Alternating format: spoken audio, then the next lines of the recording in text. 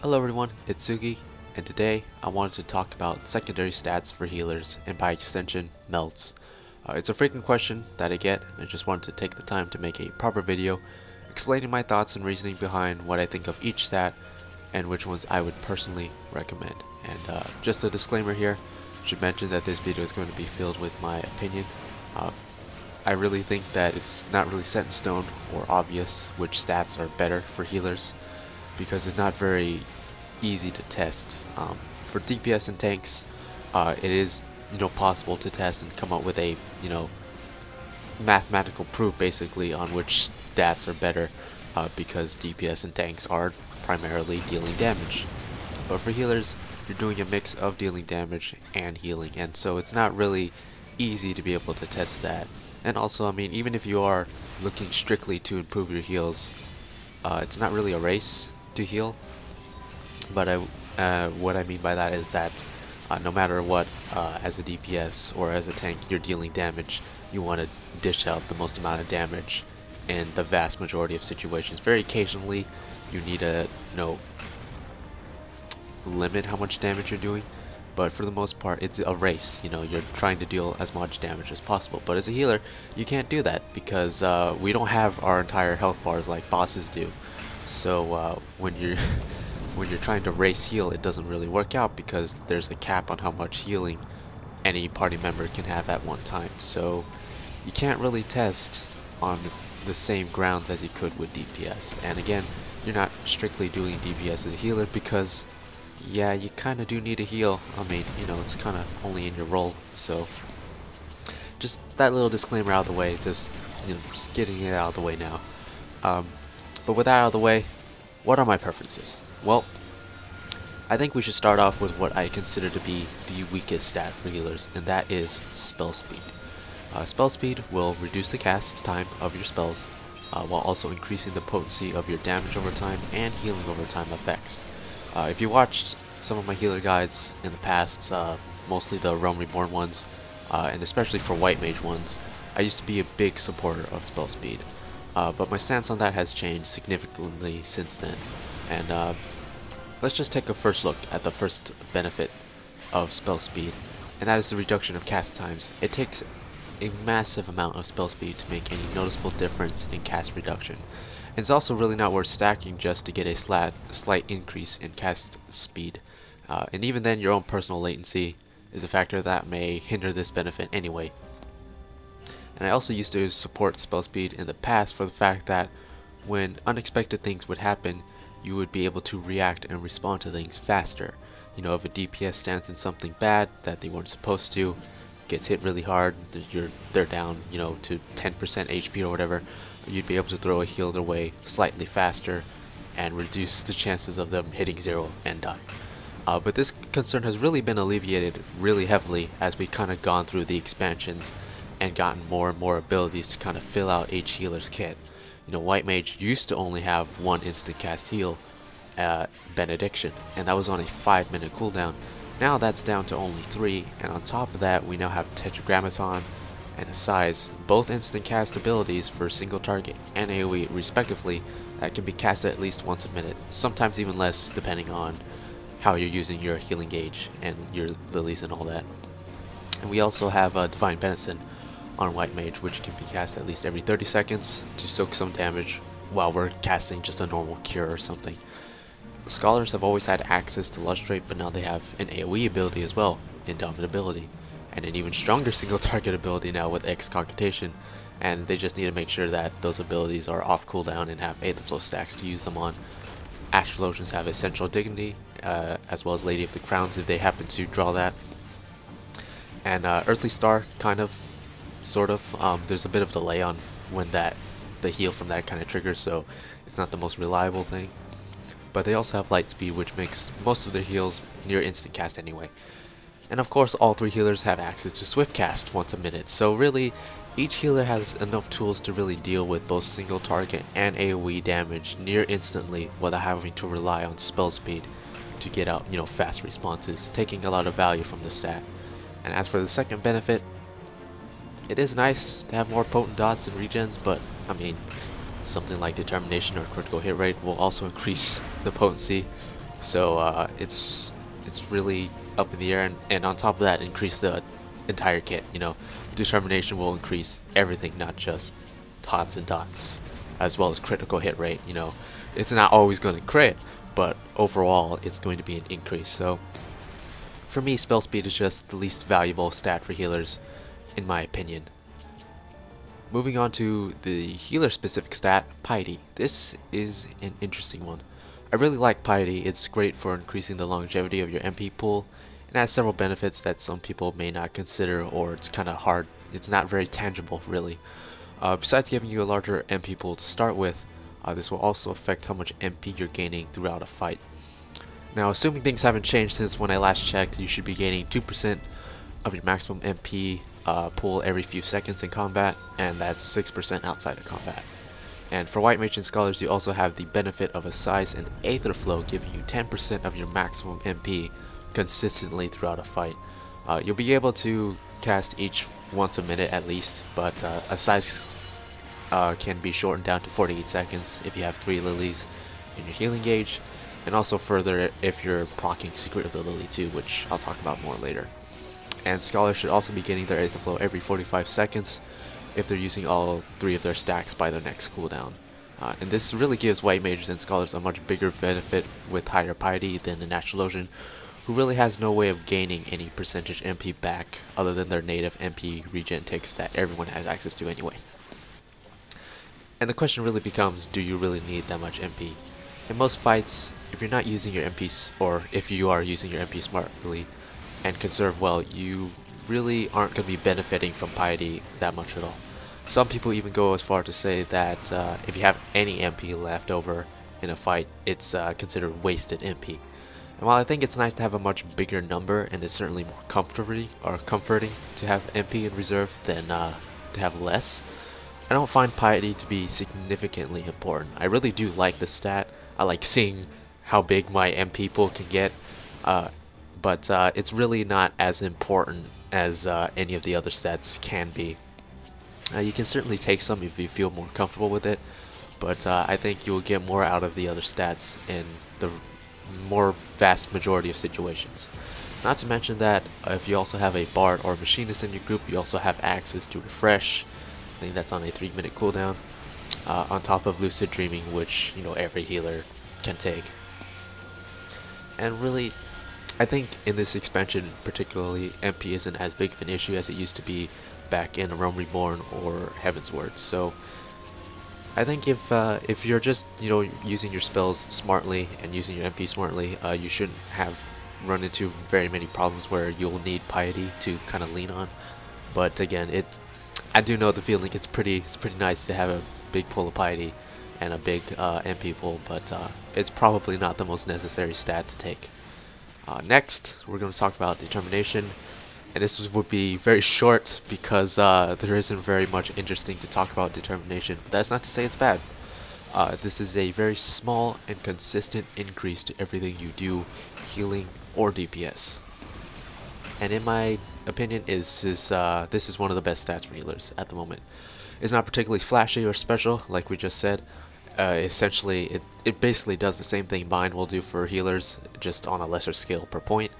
But it is consistent, and that's really what makes Determination great. On the flip side to that, you have critical hit rate, which is not very consistent, but it's not necessarily bad either. This increases your chances of critically hitting any of your DPS spells or your heals, and also has some other smaller benefits for Scholars and White Mages. The obvious thing you'll probably think of when I tell you about crit and healers is probably going to be Adloquium, which will, you know, double the shield's potency for Scholars when it crits. And for White Mages, like we briefly mentioned before, they can benefit from crit from their Secret of the Lily 2 trait, which some of you might not even know exists because it's just so kind of hidden in there, and you probably don't even notice even if you have triggered it before. Basically, it's a 20% chance to reduce the recast time of a Size or Asylum by 5 seconds whenever you crit with Cure or Cure 2. It's not a necessarily great trait, to be honest. Like I said, most people probably don't even remember it's even a thing. It has to pass like 3 different checks for it to be useful. I mean, you need to crit with Cure 2 first, you need to roll a 1 in 5 chance of the trait activating, then you also need to have one of those two abilities on cooldown. So there's 3 different checks to actually get any benefit of this, and when it does trigger, it's not very flashy or noticeable really, unless you're paying attention, really close attention to your cooldown timers. You probably won't even notice if it does trigger or proc. But yeah, aside from those 2 job specific benefits that critical hit rate gives, it is still a solid stat for all 3 healers in general. It's great for increasing your DPS, and the occasional crit heal can be very helpful, but it's not very reliable. You'll never rely on something to crit, and it will always heal accordingly and assume that heals will not crit. But as a stat, while inconsistent, it's still very helpful at times. And you know, the question really then becomes for me is which is better, determination or critical hit rate? I personally prefer determination just because it's consistent. Critical hit rate can be a lot more satisfying and noticeable when it happens, and it's very situationally great and helpful, but I just personally prefer the reliable nature of determination more, and it is what I personally choose to focus on with critical hit rate or piety as a backup basically. And that's really good for all 3 healers across the board. I mean, you might think, you know, if you're really into Scholar and you really want those ad loquiums, then you know you can really hammer in, go for that critical hit rate. But you know, even if I played Scholar the most out of the 3 healers, which I play White Mage mostly, I still would probably personally prefer determination just because it's more consistent. Yes, it's great to really have those crit ad loquiums and having that really huge shield, but I mean, you know, it's just inconsistent for me, and I really do prefer determination more. Now, we're actually quite not done yet. There are a couple more stats that are worth mentioning here. And the first of those is direct hit rate.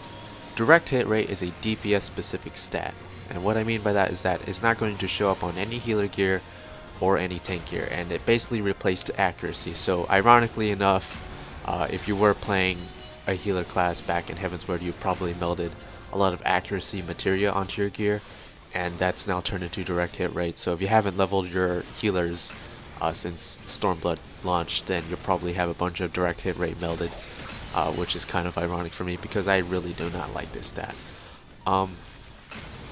It's great for DPS, for increasing DPS, that is true, but this has no effect on your heals at all. And that's really why I don't really like this stat. You might personally really like being able to direct hit on your healers, or know some experienced healers that do recommend and take it, but me personally, I don't.